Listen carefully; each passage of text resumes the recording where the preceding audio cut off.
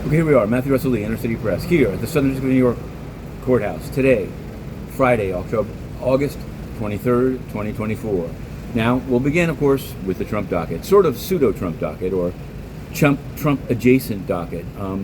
Mark Meadows has asked the U.S. Supreme Court to remove his part of the Georgia case to federal court, saying that it was in the course of his federal employment.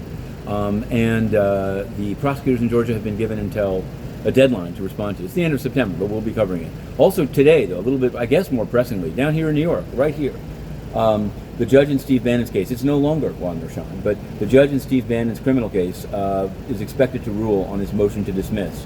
Pretty much you can guess what's going to happen, but we'll be on it, and we'll be watching for that. Now here yesterday, and there's a reason that I almost always do the vlogs from here, but yesterday we were out here, and you can recognize it in another video.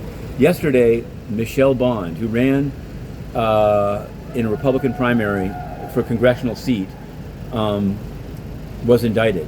Ryan Salame came and Ryan Salame came and was in the courtroom gallery and very gallantly walked out with her as well, right down this very pathway.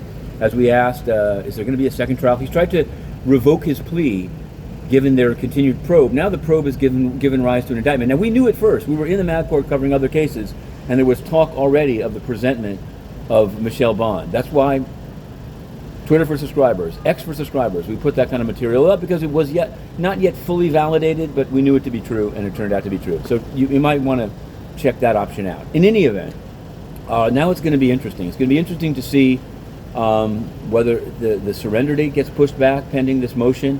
Judge Kaplan has scheduled a hearing on the motion to revoke the plea, which can, foreseeably will involve, did the prosecutors really make a side deal? Now, they always ask you when you plead guilty, are there any side deals, or is this written plea agreement the entirety?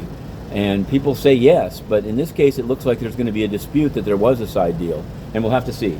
The United Nations we're going to go over fast because it's just a total joke. Amid the chaos and failure of the UN in Gaza, Ukraine, and others, Guterres was in Samoa. He's on his way to Tonga. He's going through New Zealand. He might pick up a little cash there. And the ultimate payola is Xi Jinping in China. So he's definitely heading there. Meanwhile, his deputy, though, you'd think that the deputy would stay at the base trying to do something on these various topics. No. She went to a scouting conference in Ulaanbaatar. I'm sure she's going to stop in Nigeria for a lengthy period of time.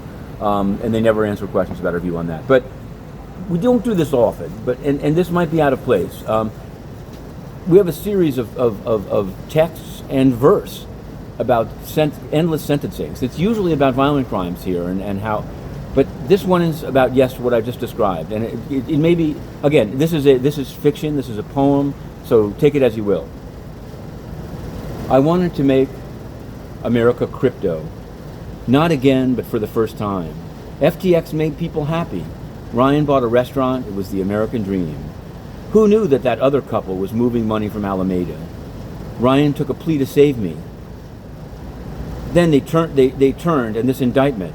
Smile, my mother always told me, even as two paparazzi run out in front, asking, will there be a second trial? Well, will there? Will there? Have a good weekend. Inner City Press, on the case.